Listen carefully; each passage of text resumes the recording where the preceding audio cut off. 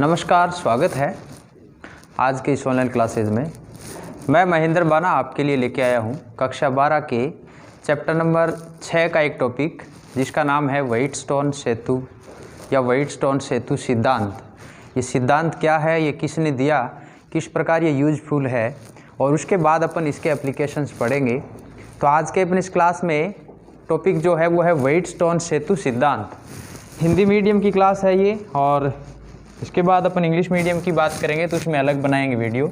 आज से जो अपने वीडियो बनेंगे वो अलग अलग मीडियम के बनेंगे, इंग्लिश का अलग बनेगा, हिंदी का अलग बनेगा, सेपरेट रहेगा। थोड़े दिन बाद हो सकता है सही जम जाए तो अपन इसको लाइव में चल लेंगे। टॉपिक है अपना व्हाइट स्टोन सेतु, और इसी में कह देंगे सिद्धांत भी लिख देते हैं। चलो इसी में ही ले लेते हैं इस टॉपिक को, व्हाइटस्टोन सेतु सिद्धांत। साथ में एक साइंटिस्ट था जिसका नाम था प्रोफेसर CS व्हाइटस्टोन। इसने एक इस प्रकार का सर्किट बनाया जिसमें इसने 4 प्रतिरोध लिए, और 4 प्रतिरोधों को, जिनमें प्रत्येक 2 प्रतिरोध को श्रेणी क्रम में लिया, वह उन 4 प्रतिरोधों के 2-2 प्रतिरोधों को समांतर क्रम में उसने ऐड किया। उसके बाद उन प्रतिरोधों के बीच में एक गैल्वेनोमीटर लिया, और एक कंडीशन ऐसी आई कि जब उन प्रतिरोधों का रेशियो यानी अनुपात परस्पर बराबर हुआ तो धारामापी में यानी गैल्वेनोमीटर में करंट का मान 0 प्राप्त हुआ। और इसी आधार पर इसको व्हाइटस्टोन सेतु सिद्धांत कहने लग गए। यानी कि प्रोफेसर CS व्हाइटस्टोन, प्रोफेसर CF व्हाइटस्टोन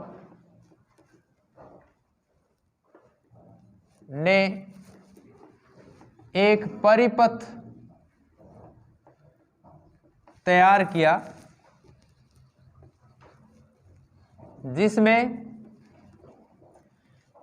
4 प्रतिरोध P, Q, R व S प्रतिरोधों के मान है। एक बैटरी व एक धारामापी की सहायता से एक परिपथ तैयार किया जिसमें 2 प्रतिरोध, जैसे मान लेते हैं P, Q व RS, श्रेणी क्रम में व परस्पर समांतर क्रम में संयोजित किया। इनके मध्य बिंदुओं से या मध्य बिंदु के मध्य धारा मापी संयोजित किया। चित्रानुसार अब चित्र बनाते हैं इसका, देखते हैं किस प्रकार का चित्र बनता है और किस प्रकार इन्होंने अपना ये सिद्धांत दिया। व्हाइटस्टोन ने 4 प्रतिरोध लिए, एक ये,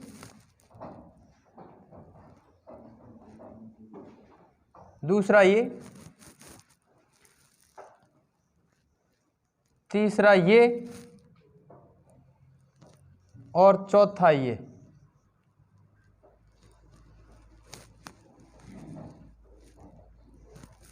अब देखो, ये जैसे मैं कह दूं P तो ये Q, ये दोनों श्रेणी क्रम में, ऐसे ही ये R, ये S, ये दोनों भी श्रेणी क्रम में, और इन दोनों के आपस में बात करें तो ये दोनों इन दोनों के समांतर क्रम में। तो मैंने ये लाइन लिखी है कि परिपथ में दो प्रतिरोध पी क्यू व आर एस श्रेणी क्रम में व परस्पर समांतर क्रम में, ये दोनों वापस इसके समांतर क्रम में, तथा इनके मध्य बिंदु, ये जो इनके सेंटर पॉइंट्स हैं, इनके बीच में हम एक धारा मापी यानी गैल्वेनोमीटर कनेक्ट कर देते हैं। तो ये सर्किट बन जाता है व्हीटस्टोन सेतु। अब इसको सेतु क्यों कहा गया? क्योंकि इसमें धारा मापी जो है वो इन दोनों भुजाओं के बीच एक ब्रिज का काम करता है। जिस प्रकार नदी के ऊपर पुल होता है जिसमें से किसी प्रकार का पानी नहीं बहता, तो वही बात इसमें है कि ये एक प्रकार का सेतु का निर्माण कर रहा है, इसलिए इसको व्हीटस्टोन सेतु कहने लग गए। दूसरी बात, अगर इसको हम बैटरी से जोड़े, ये बैटरी से जोड़ दिया हमने, बीच में कोई कुंजी लगा दो भाई, हो सकता है गैल्वेनोमीटर में भी लगा दो एक कुंजी, कोई दिक्कत नहीं। ये भी एक सर्किट बना है बीच में, ये K1 की कह दो और ये K2 कह दो। इस प्रकार से अगर अपन बात करें धारा डिस्ट्रीब्यूशन की, मैंने कल किरचॉफ के नियम में सबसे पहले यही बात की थी, कोई भी परिपथ देखो सबसे पहले उसमें धारा का वितरण स्थापित करो, धारा किस प्रकार डिस्ट्रीब्यूटेड है।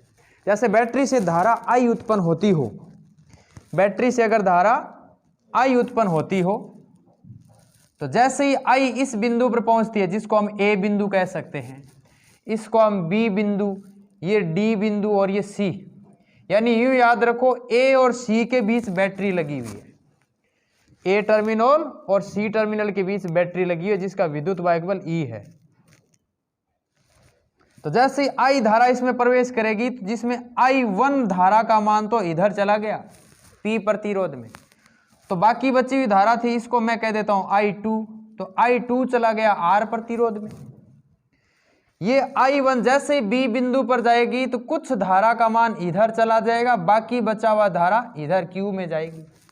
मैं मान लेता हूं गैल्वेनोमीटर में जाने वाली जो धारा है वो IG है, G फॉर गैल्वेनोमीटर। तो I1 में से कितनी धारा बच गई? I1 माइनस IG बच गई। वही बात करूं ये IG जैसे ही इस D पॉइंट पर पहुंचती है तो इधर से I2 आ रही है, ये दोनों कंबाइंड हो जाएगी, तो इसका मतलब S के अंदर जो धारा जाएगी वो जाएगी IG प्लस I2। जैसे ही C बिंदु पर पहुंचेगी तो I1 माइनस IG है और इधर प्लस IG है, ये दोनों कट जाएगी।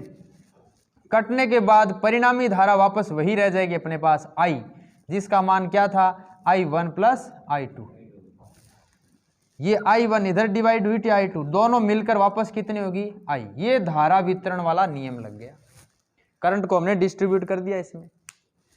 अब हम देखते हैं कि किस कंडीशन में गैल्वेनोमीटर में करंट है वो जीरो हो, तो व्हीटस्टोन सेतु का सिद्धांत है। तो प्रोफेसर CF व्हीटस्टोन ने हमें जो बताया कि किस कंडीशन में ये जीरो रहता है, तो हम कहेंगे जस्ट इसके नीचे वाला लाइन में व्हीटस्टोन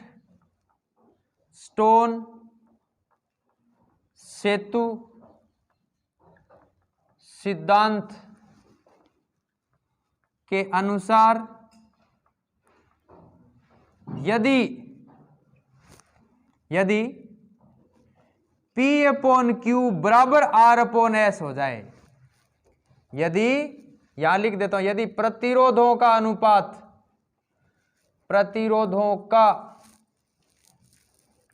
अनुपात ये हो जाए तो सेतु धारा, यह सेतु भुजा जिसको हम कहते हैं धारा मापी भुजा, सेतु भुजा मैं इसलिए कह रहा हूं कि ये B और D के बीच सेतु का निर्माण कर रही है। तो सेतु भुजा में धारा का मान शून्य होगा,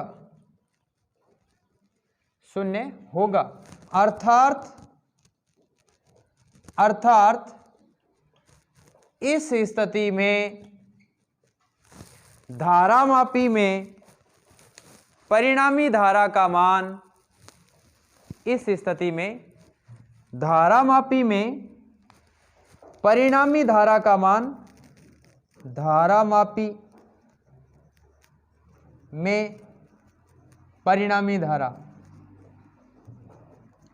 धारा जिसको हम कहते हैं IG का मान 0 होगा, यानी IG बराबर क्या होगा 0। ये है हमारा व्हाइटस्टोन सेतु सिद्धांत। अब इसके बाद अपन बात करते हैं व्हाइटस्टोन सेतु सिद्धांत में किरचॉफ के नियम से धारा वितरण। किसके नियम से? किरचॉफ के नियम से। यस, देखते हैं किस प्रकार। अब अपने देखा कि व्हाइटस्टोन सेतु सिद्धांत से हमारे पास आ गया है P/Q is equal to R/S। तो हम कह सकते हैं इसका यूज क्या है, हम कह देंगे व्हाइटस्टोन सेतु सिद्धांत से इसका उपयोग देखें क्या होगा। व्हाइटस्टोन सेतु सिद्धांत से किसी अज्ञात मान वाले प्रतिरोध का मान ज्ञात किया जा सकता है। मान ज्ञात किया जा सकता है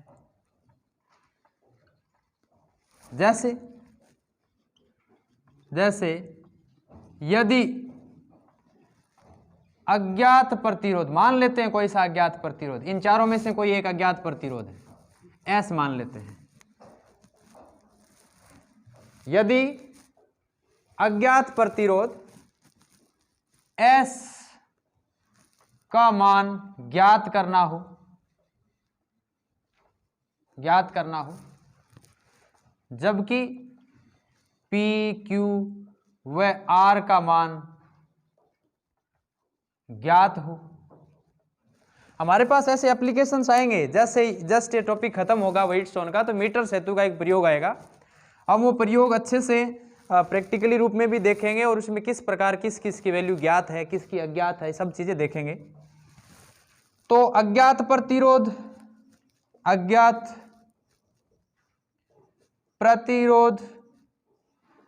S बराबर, देखो ये S को मैं अगर ऊपर ले जाऊं तो P नीचे आ जाएगा, Q ऊपर चला जाएगा, तो Q/P इंटू R।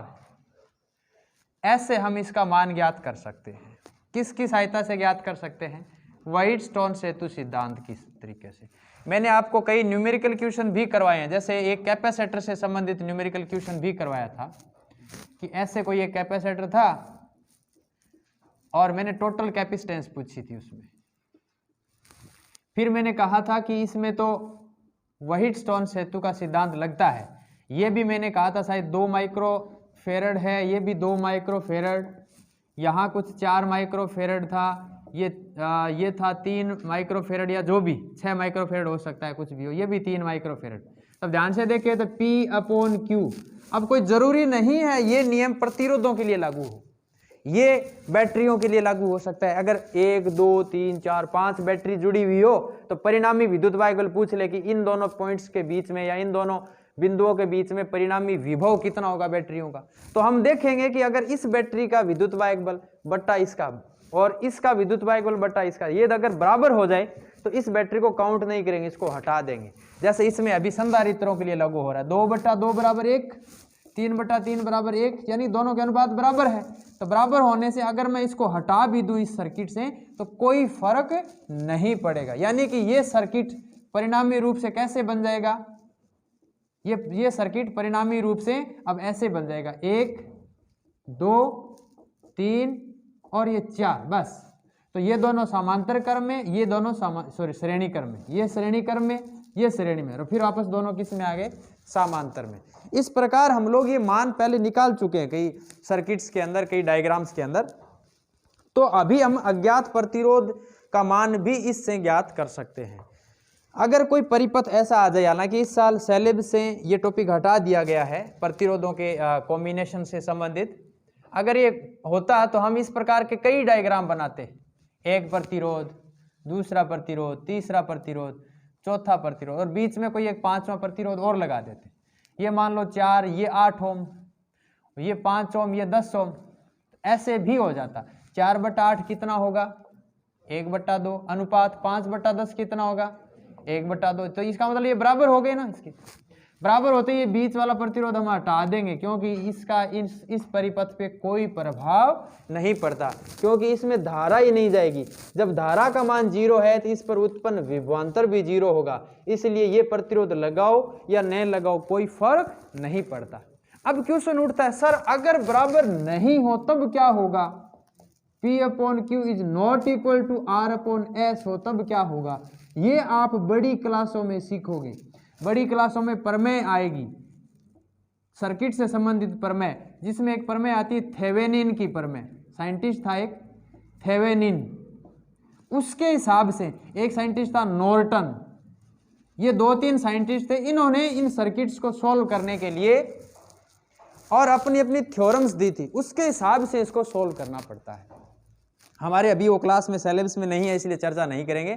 हमारे जो भी सर्किट आएंगे सारे व्हीटस्टोन सेतु से बैलेंस आएंगे। बस देखना आपको है कि इसमें P/Q इक्वल टू R/S लग रहा है या नहीं लग रहा है। अगर नहीं लग रहा है तब तो थेवेनिन और नॉर्टन से वो हल होते हैं, अदरवाइज सिंपली आपके क्लास तक ये सॉल्यूशन उसी कंडीशन का आएगा जो इस पर आधारित होगा।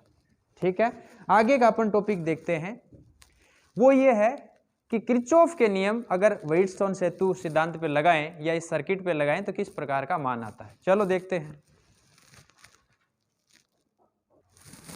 तो अब अपना टॉपिक है व्हीटस्टोन सेतु की संतुलन अवस्था के लिए किरचॉफ का नियम। देखते हैं, पहले डायग्राम बनाते हैं। व्हीटस्टोन सेतु का डायग्राम कैसे बनेगा? एक प्रतिरोध, ये इसका दूसरा प्रतिरोध,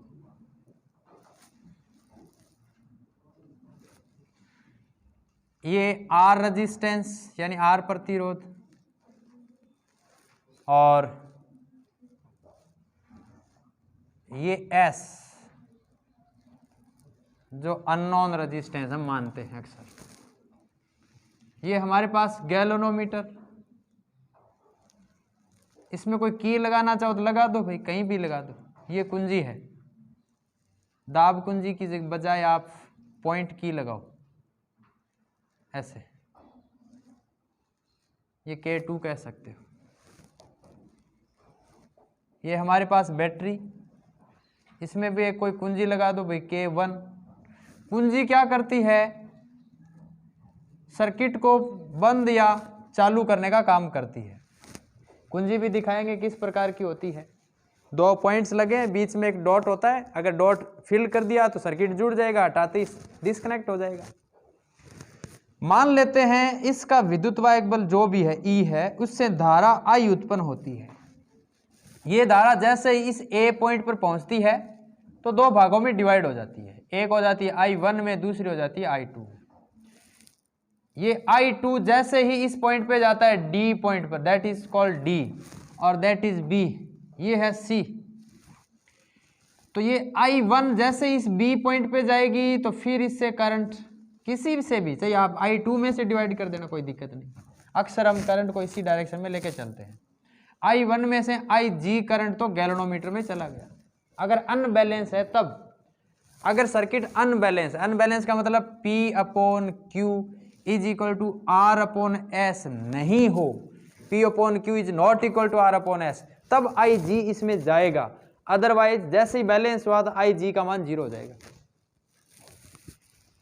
तो I1 में से कितना करंट बच गया? I1 माइनस IG जो है वो Q में जाएगा।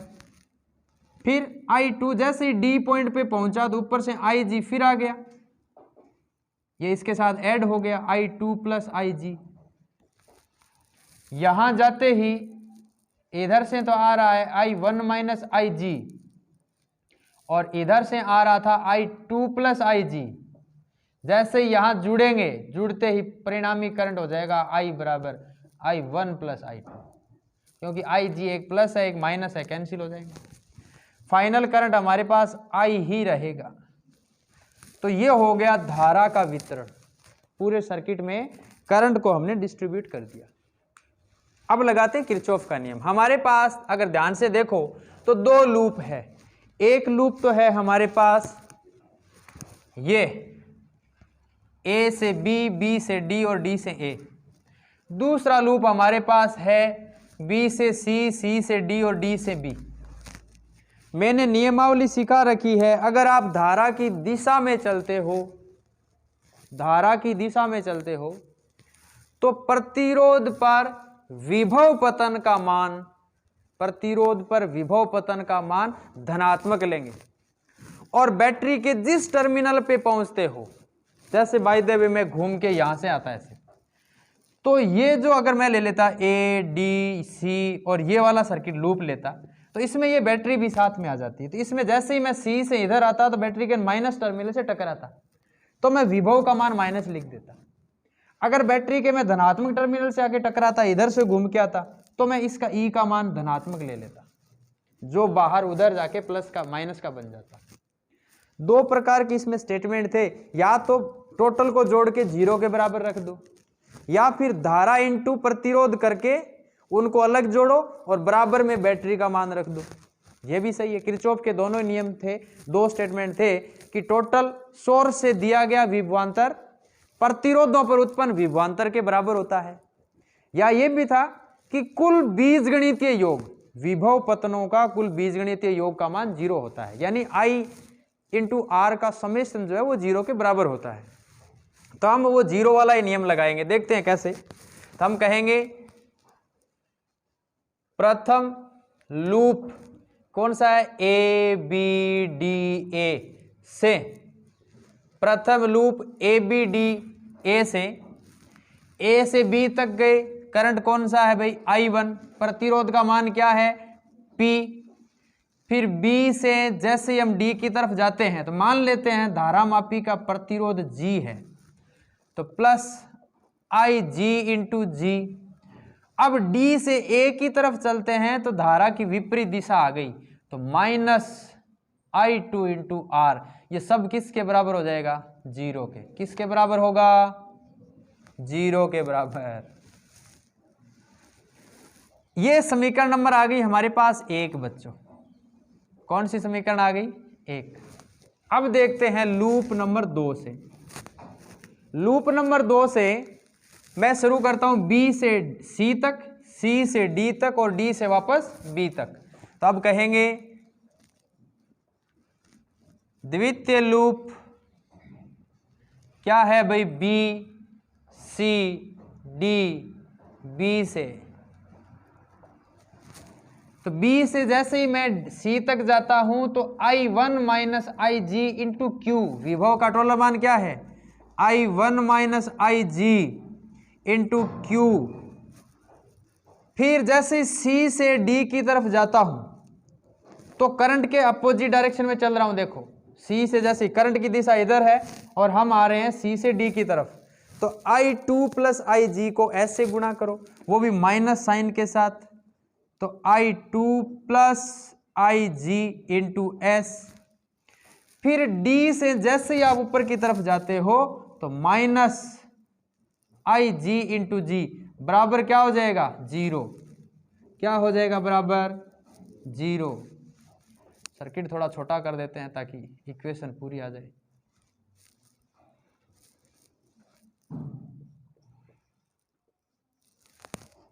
That's the equation number 2।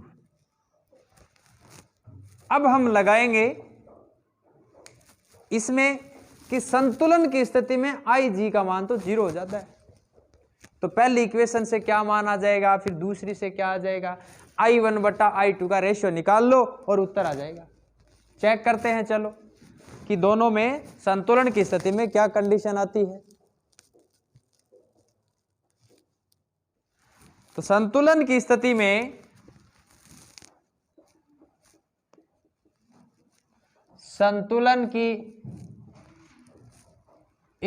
में आई जी बराबर क्या होगा, 0। तो हम कह देंगे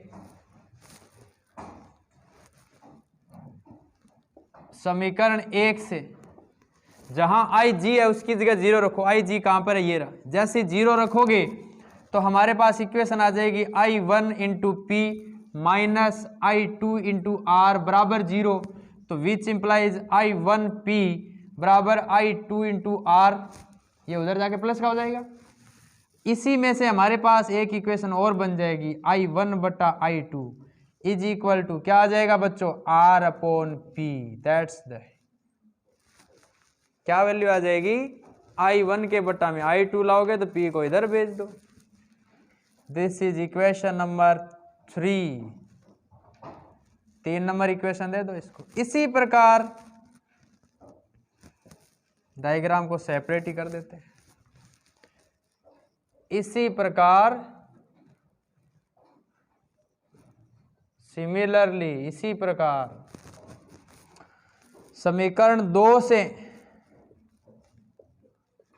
रखो भाई, 2 में यहां भी 0 हो गया, यहां भी 0 और यहां भी 0, तो ये आ जाएगा I1 into Q minus I2 into S बराबर 0। देखो इसको थोड़ा एक्सटेंड करके देखें तो I1 ये Q minus IG into Q minus I2 into S minus IG into S minus IG into G बराबर 0। ये 2 नंबर समीकरण ऐसे बनेगी जिसमें ये टर्म्स 0 हो गई, IG को इस यहाँ गुणा हो रहा है, ये भी 0 हो गई और ये भी 0 हो गई। तो बच गया क्या, I2 इंटू एस और I1 इंटू क्यू। तो हमारे पास आ गया I1 into Q minus I2 into S बराबर 0, विच इंप्लाइज I1 बट्टा I2 इज इक्वल टू, देखो ये इधर ले जाओ, वैसे सीधा सीधा स्टेप, ये जस्ट 0 के इधर जाएगा तो प्लस का हो जाएगा। तो हमारे पास आ जाएगा S बट्टा Q। ध्यान से देखें तो समीकरण 3 और 4 दोनों एक ही है। एक में I1 बटा I2 का मान R अपॉन P है, एक में I1 बटा I2 का मान S अपॉन Q है। तो हम कह देंगे सबसे लास्ट ही लास्ट समीकरण 3 व 4 से, 3 व 4 से क्या आ जाएगा, R upon P is equal to S upon Q। Change करके देखो भाई, P को इधर भेजो, R को इधर भेज दो, तो ये हमारे पास बन जाएगा P upon Q is equal to R upon S। यानी संतुलन की स्थिति में तो यही समीकरण बनती है। ये किरचॉफ के नियम से हमने प्रूव और कर दिया। उतार दो इसको, अच्छा सा डायग्राम बनाओ, हूबहू ऐसे पूरा का पूरा। अब इसके बाद अपना एक टॉपिक आता है जिसका नाम है मीटर सेतु, जो व्हीटस्टोन सेतु के सिद्धांत पर आधारित है। याद रखो प्रिय विद्यार्थियों, मीटर सेतु तो व्हीटस्टोन सेतु के सिद्धांत पर आधारित है, और उसके बाद एक आएगा विभव मापी। विभव मापी जो है वो शून्य विक्षेप के सिद्धांत पर आधारित है, नल डिफ्लेक्शन मेथड, शून्य विक्षेप विधि पर आधारित होता है। तो इनमें ये मत कह देना कि विभव मापी है वो व्हीटस्टोन सेतु पर से आधारित है, नहीं, वो शून्य विक्षेप पर होता है। उसमें 2 विभव एक दूसरे के अपोजिट आके और गैल्वेनोमीटर में नल डिफ्लेक्शन का मेथड या नल डिफ्लेक्शन स्थिति लाते हैं। तो अपना नेक्स्ट टॉपिक है मीटर सेतु, और मीटर सेतु में हम कई बातें सीखेंगे। मीटर सेतु किस सिद्धांत पर कार्य करता है, मीटर सेतु की संरचना कैसी है, और मीटर सेतु से हम किसी अज्ञात प्रतिरोध का मान कैसे निकाल पाते हैं, ये बात अभी करते हैं। उसका डायग्राम भी बनाते हैं अच्छे से, चलो देखते हैं। तो मीटर सेतु की जब अपन बात करते हैं तो यह भी एक व्हीटस्टोन सेतु पर आधारित एक एप्लीकेशन है, एक प्रयोग है, ये एक प्रायोगिक व्यवस्था है। तो मीटर सेतु में मैंने पहले थोड़ा कुछ लिख रखा है, वो इस प्रकार है कि मीटर सेतु व्हीटस्टोन सेतु सिद्धांत पर आधारित अज्ञात प्रतिरोध का मान ज्ञात करने की 1 मीटर लंबे और एक समान अनुप्रस्थ काट क्षेत्रफल, ये थोड़ी लाइन याद रखें, 1 मीटर लंबे एक समान अनुप्रस्थ काट क्षेत्रफल के तार से बनी एक प्रायोगिक युक्ति है। ये पूरी परिभाषा बन गई। या हम ये कह सकते हैं कि मीटर सेतु एक ऐसी युक्ति है जो व्हीटस्टोन सेतु सिद्धांत पर आधारित है। यह 1 मीटर लंबे तार से बनी हुई युक्ति है। यह भी इसकी सिंपल सी परिभाषा है। मैंने थोड़ी सी इसको ऐसे इस प्रकार लिख दिया है कि मीटर सेतु व्हाइटस्टोन सेतु सिद्धांत पर आधारित अज्ञात प्रतिरोध का मान ज्ञात करने की 1 मीटर लंबे एक समान अनुप्रस्थ काट क्षेत्रफल वाले तार से बनी हुई युक्ति है। होता क्या इसमें, वायर होता किसका है, तो 1 मीटर, ये देखो बनावट इसकी कैसी है। अब संरचना की बात करते हैं हम, बनावट की, कंस्ट्रक्शंस की, कि इसको बनाया कैसे जाता है, हम प्रायोगिक रूप से देखेंगे भी कि ये कैसा होता है। तो 1 मीटर या फिर मीटर सेतु में 1 मीटर लंबा मैग्नीन या कंस्टेनन से बना तार एक लकड़ी के आयताकार तख्ते पर कसा रहता है।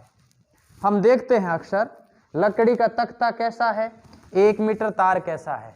ये हमारे पास वो मीटर ब्रिज है, ये लकड़ी का तख्ता है, ये पूरा का पूरा, और इसके ऊपर 1 मीटर का लंबा तार यहां है, ये that is 1 metre of wire, manganin या कंस्टेनन, ये मैग्नीन का वायर है।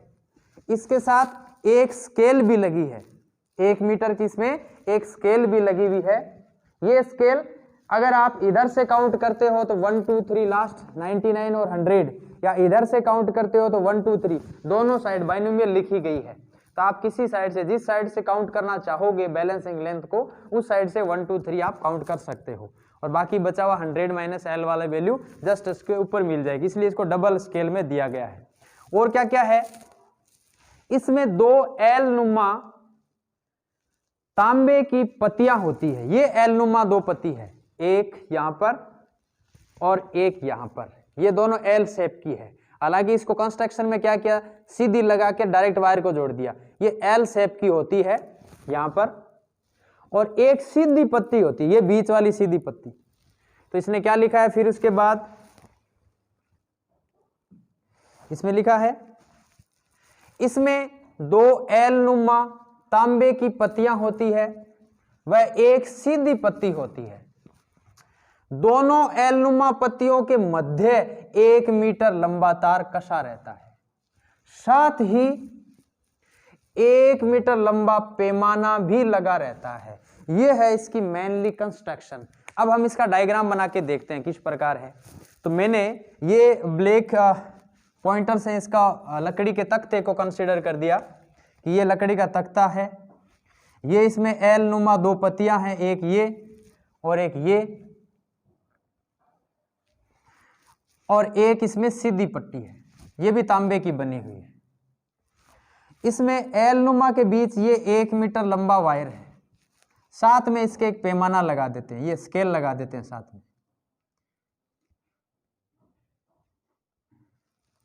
साथ में इसके एक स्केल लगा देते हैं जो 1 मीटर का है, ये स्केल।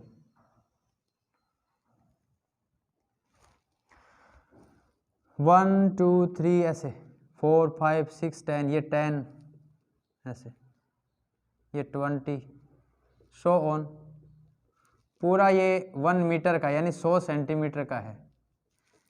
100 सेंटीमीटर का मतलब 1 मीटर लंबा पैमाना लगा हुआ है। पैमाना किस तार पे लगा हुआ है, ये वायर है, इसके साथ लगा। इस वायर की लेंथ भी 1 मीटर ही है, जो मैंने अभी आपको इसकी प्रायोगिक व्यवस्था में भी दिखाया। बनावट वाले वास्तविक मीटर ब्रिज को हमने अभी डायग्राम में देखा और वीडियो में भी देखा है अभी।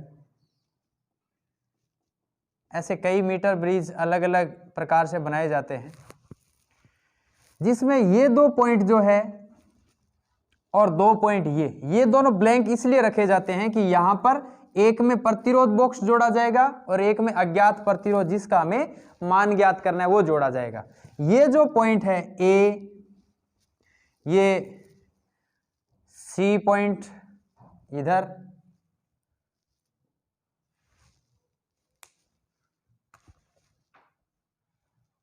इलेक्ट्रिक का तख्ता हुआ बाहर बना देते हैं। ए और सी के बीच बैटरी को जोड़ा जाता है, बीच में कोई कुंजी जोड़ते हुए, की जोड़ते हुए बैटरी को जोड़ दिया हमने, प्लस माइनस। बैटरी का कनेक्शन भी रियोस्टेट से हमने दे दिया। अब कह दो सर रियोस्टेट क्या चीज है, ये भी हम देखेंगे। ये धारा को कंट्रोल करने वाला एक युक्ति है, एक डिवाइस है करंट को कंट्रोल करने वाला RH। अगर वोल्टेज ज़्यादा जाए तो यहाँ लगे हुए अज्ञात प्रतिरोध वाले तार का टेम्परेचर बढ़ जाएगा और तापमान बढ़ने से इसकी प्रॉपर्टी चेंज हो जाएगी, यानी कि इसका प्रतिरोध का मान बदल जाएगा। अगर तापमान बढ़ता है किसी भी चालक का तो उसका प्रतिरोध बदल जाता है, यानी वो अनओमीय प्रॉपर्टी में आ जाता है। यहां हम ज्ञात प्रतिरोध ज्ञात करने के लिए एक प्रतिरोध बॉक्स लगा देते हैं, शॉर्ट में लिख देते हैं RB, मतलब रेजिस्टेंस बॉक्स। ये जो पॉइंट है जिसको मैं B पॉइंट कहता हूं अक्सर, कौन सा point? B point, A B C, और जिस कनेक्शन से आएगा वो D, इसका फाइनल डायग्राम भी बनाएंगे। इसको हम गैल्वेनोमीटर के साथ जोड़ते हैं। किसके साथ जोड़ते हैं? गैल्वेनोमीटर के साथ और जोड़ते हैं। यहाँ जो कि J की सहायता से हम बैलेंसिंग पॉइंट ज्ञात करते हैं, दैट इज बिकम D। इसका मतलब D और A के बीच की जो लेंथ है वो बैलेंसिंग लेंथ होगी, वो संतुलन लंबाई कहलाएगी। और इस तार का यानी कि A से लेकर D तक जो लंबाई है, इस तार का जो प्रतिरोध होगा उसको हम P से प्रदर्शित करेंगे। P, आपको सूत्र याद होगा कि हमें संतुलन की स्थिति में प्रतिरोध P/Q इज इक्वल टू होता है R/S, यानी कि S का अगर मान ज्ञात करना चाहें तो S इधर Q इधर, तो यह आ जाएगा Q/P इंटू R ओम में। आपको पता है P किसको प्रदर्शित करेगा? यहां से लेकर D लंबाई वाले तार में जितना प्रतिरोध होगा वो P है।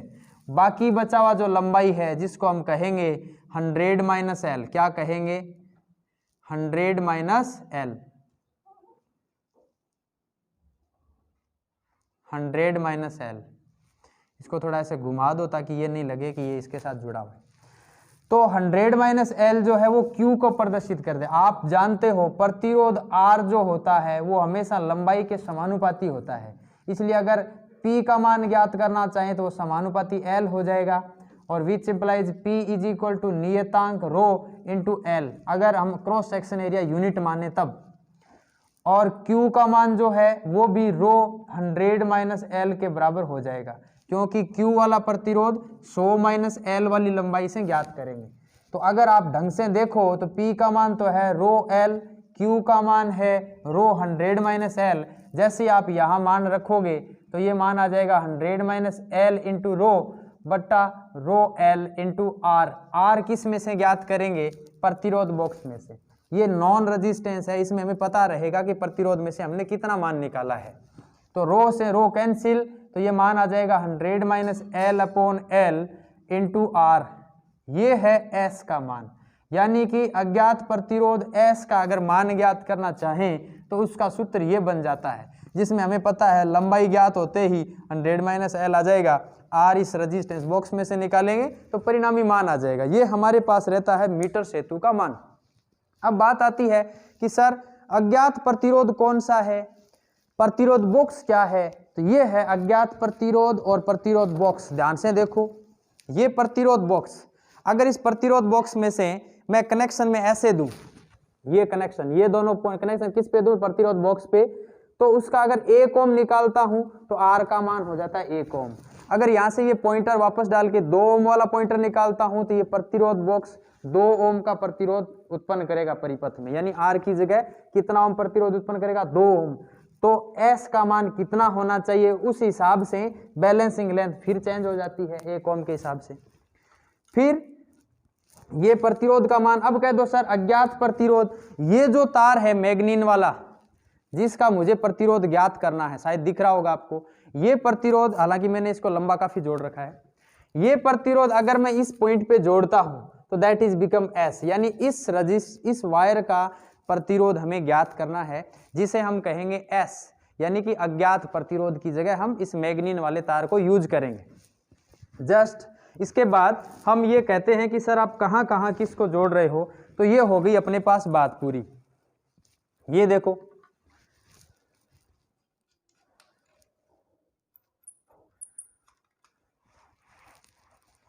ये सेम कंडीशन है, अभी अभी आपको दिख रहा है वो, ये 1 मीटर का पैमाना, उसके ऊपर 1 मीटर का तार, और ये बीच वाला पॉइंट जहां से ये धारा मापी जोड़ूंगा, धारा मापी मतलब गैल्वेनोमीटर, ये हमारे पास गैल्वेनोमीटर, इसका एक कनेक्शन इसके साथ, दूसरा कनेक्शन जो है यहां से ये हम जोकी के साथ जोड़ेंगे। अब कह दो सर जोकी क्या चीज है, तो ये होती है जोकी, वायर के साथ जोड़ने के काम आती है हमारे पास अक्सर। आइए एक बार जोड़ के देखते हैं इसको, किस प्रकार का कनेक्शन है, चेक करते हैं अपन। अगर मैं किन्हीं 2 विद्यार्थियों की सहायता लेता हूं तो उसमें ये आ जाता है।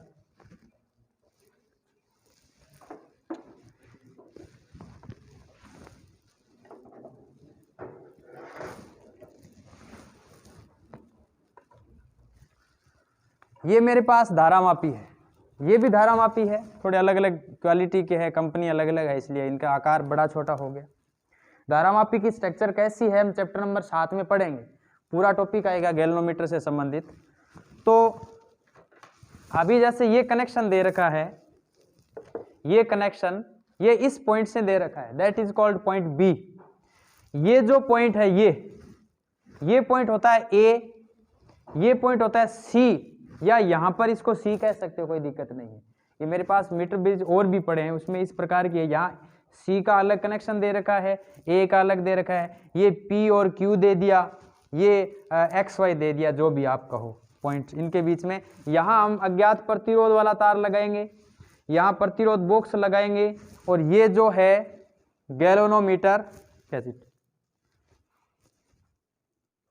इस गैल्वेनोमीटर को मैं इसमें कनेक्शन में दूंगा, थोड़ा नजदीक लाओ, इसमें इसको कनेक्शन में दूंगा।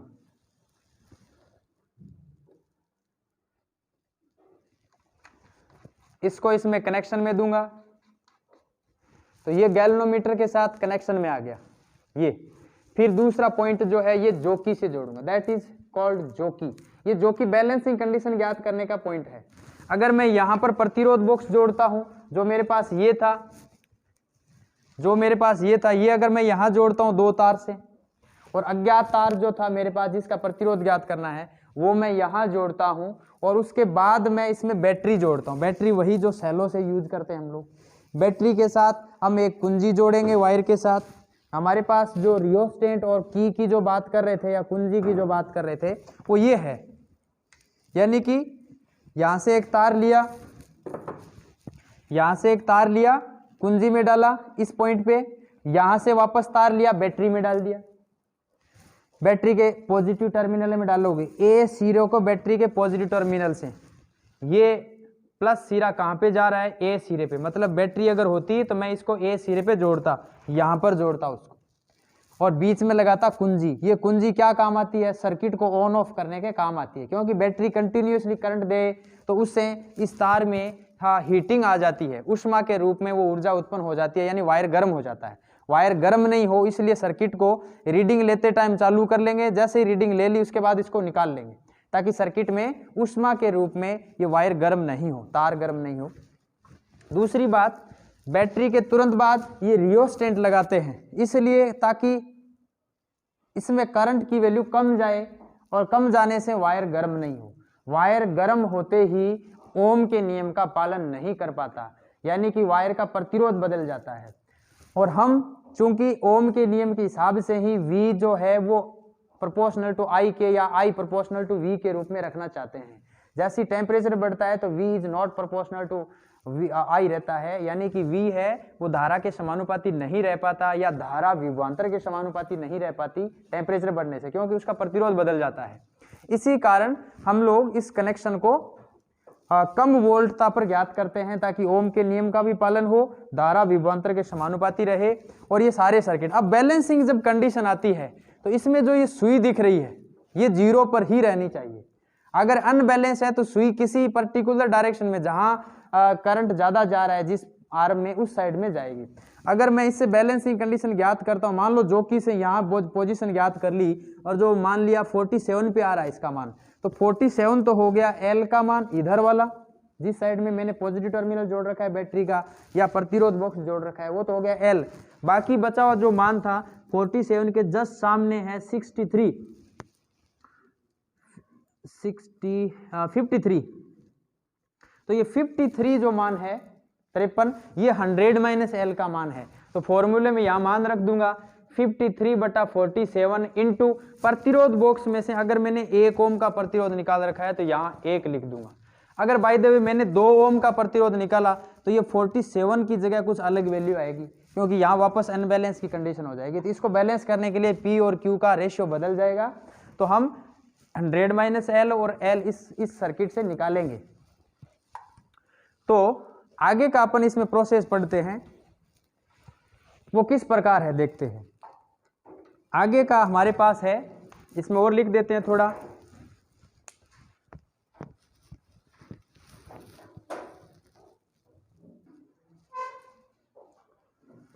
तो अब अपन देखते हैं इसमें कि मान लेते हैं ये जो पॉइंट है वो Mn है। तो Mn के बीच हमने क्या जोड़ दिया, प्रतिरोध बॉक्स। ये S को मैंने मान लिया O और P के बीच जोड़ दिया। तो हम इसमें नेक्स्ट क्या लिख देंगे बनावट में, Mn के मध्य प्रतिरोध बॉक्स संयोजित करते हैं वह OP के मध्य अज्ञात प्रतिरोध वाले तार को संयोजित करते हैं,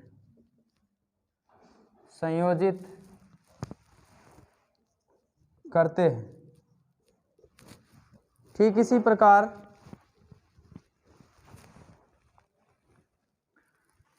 इसी प्रकार बिंदु B पर, बिंदु B से या B बिंदु से धारामापी को संयोजित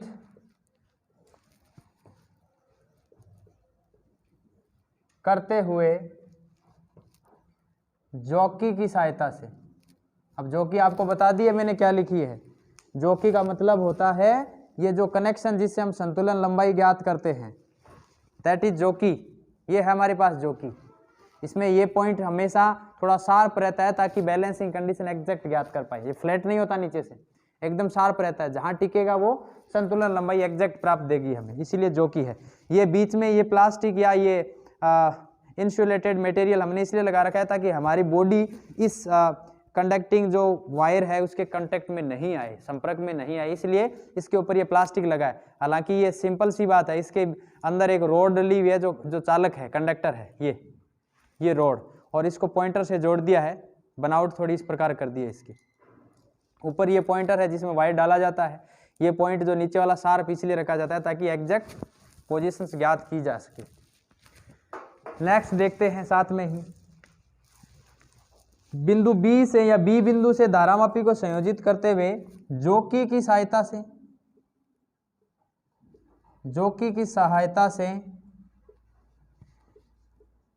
संतुलन लंबाई L का मान ज्ञात करते हैं,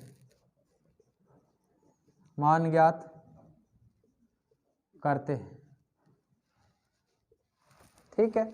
इस प्रकार की हमारी स्ट्रक्चर है। एक लाइन और लिख दो इसमें, इसके नीचे एक लाइन और लिख दो।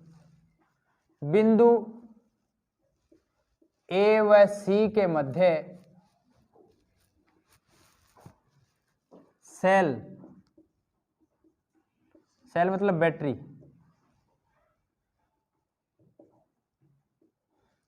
बैटरी,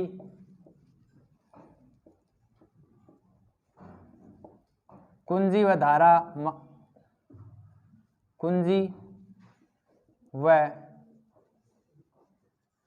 धारामापी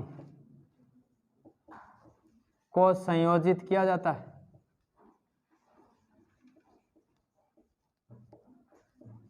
है, तो ये तो है इसकी बनावट या फिर स्ट्रक्चर जिसको अपन कह सकते हैं। ये बैटरी है ई, इस बैटरी से धारा आई प्रवाहित होगी। ये कुंजी है के, ये अगर ऑन रहेगी तो सर्किट में करंट फ्लो होगा, ऑफ रहेगी तो पॉइंट निकाल लेंगे तो ऑफ हो जाएगी, उसमें करंट फ्लो नहीं होगा। ये जो मेनली अगर हम देखें ढंग से तो ये है आर, ये है एस, इधर की जो लंबाई थी एल, ये एक प्रकार से पी प्रतिरोध को बनाता है, और ये डी से सी के बीच वाला जो तार है जिसको 100 - L कह रहे हैं, ये क्यू प्रतिरोध को प्राप्त करता है। तो आगे अपन इसकी लिख देते हैं कार्य प्रणाली, या हम एक प्रकार से इसको प्रूव करके देखते हैं कि इसमें अज्ञात प्रतिरोध S का मान कैसे ज्ञात करेंगे, किस सूत्र से ज्ञात करेंगे। तो देख, कार्य प्रणाली की अगर बात करें कि ये वर्क कैसे करता है, कार्य कैसे करता है मीटर सेतु, तो हम कहेंगे जब कुंजी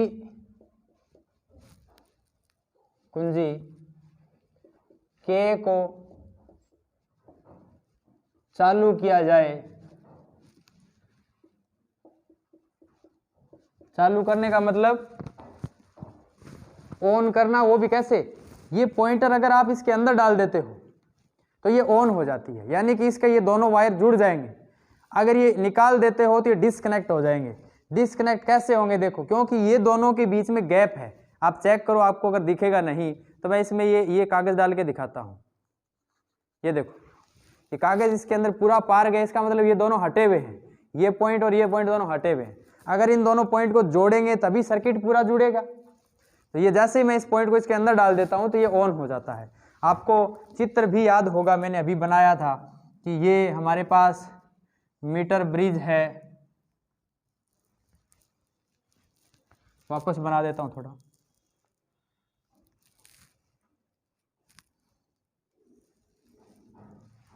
इसमें दो एल नुमा पत्तियां थी,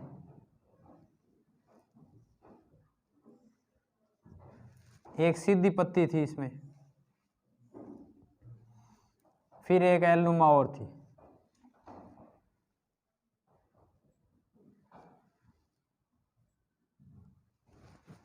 इन दोनों के बीच में 100 सेंटीमीटर का एक वायर था। यहां हमने प्रतिरोध बॉक्स जोड़ा था RB,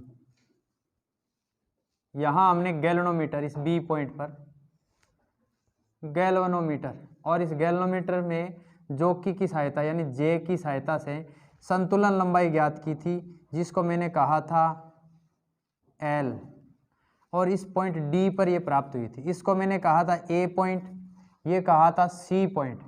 A और C के बीच मैंने बैटरी का संयोजन किया, लेकिन एक कुंजी इसलिए जोड़ी कि सर्किट में करंट कंटिन्यूअस फ्लो नहीं हो।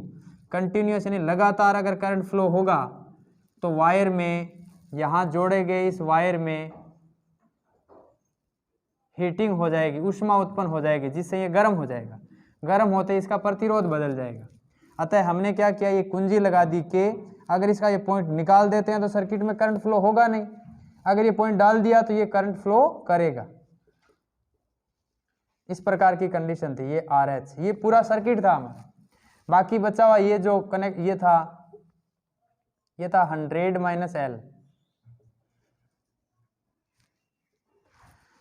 तो यहाँ एक स्केल भी लगा रहता था, इसकी भी हमने चर्चा की थी। ये तो अगर अपन देखें इस सर्किट में तो ये वाला मीटर ब्रिज वाला जो सर्किट का जो डायग्राम था अपना, वो इसी प्रकार का है जिस प्रकार से ये मीटर ब्रिज है। यानी कि इसमें जो R है वो रेजिस्टेंस बॉक्स यहां लगा हुआ है, ये R था। अज्ञात प्रतिरोध है वो S, ये रहा। P का मान क्या होगा, ये लंबाई वाला, तार की लंबाई वाला जो L का जो मान है वो P को प्रदर्शित करेगा। मतलब इस L लंबाई में जो प्रतिरोध है वो P है। बाकी बचा हुआ जो तार है 100 - L, ये Q है। समझ में आया आपके? तो कार्य प्रणाली मैं कहूंगा जब कुंजी K को चालू किया जाता है तो परिपथ में धारा प्रवाहित होती है, परिपथ में धारा प्रवाहित होती है। यदि संतुलन लंबाई L ज्ञात की जाए, तो अगर अपन देखें कि R को रिप्रेजेंट कर रहा है ये R रेजिस्टेंस बॉक्स, S को अज्ञात प्रतिरोध, P को रिप्रेजेंट करेगा लंबाई L, Q को रिप्रेजेंट करेगा 100 माइनस L। तो हमें यही पता है कि यदि संतुलन लंबाई L ज्ञात की जाए तो प्रतिरोध समानुपाती होता है लंबाई के। यानी कि अगर मैं प्रतिरोध P की बात करूं तो समानुपाती L होगा, which implies P is equal to rho into L। एक बात ये, इसके नीचे लिख देंगे वह प्रतिरोध Q समानुपाती हो जाएगा 100 माइनस L, तो Q इज इक्वल टू हो जाएगा रो 100 माइनस L, ये 2 नंबर। इसी प्रकार P upon Q is equal to R upon S की स्थिति में S इज इक्वल टू होता है Q upon P into R।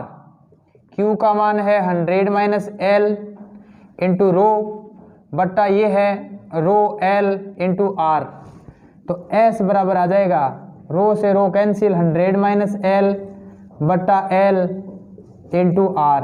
तो मीटर ब्रिज से अज्ञात प्रतिरोध का जो मान है वो इस प्रकार ज्ञात किया जाता है कि संतुलन लंबाई का मान ज्ञात किया, 100 माइनस L का मान ज्ञात किया और उसको R से मल्टीप्लाई को रेस्ट से। तो अतः इसके नीचे हम लिख सकते हैं कि मीटर ब्रिज की सहायता से या मीटर सेतु की सहायता से अज्ञात प्रतिरोध का मान S बराबर 100 minus L upon L into R द्वारा ज्ञात किया जाता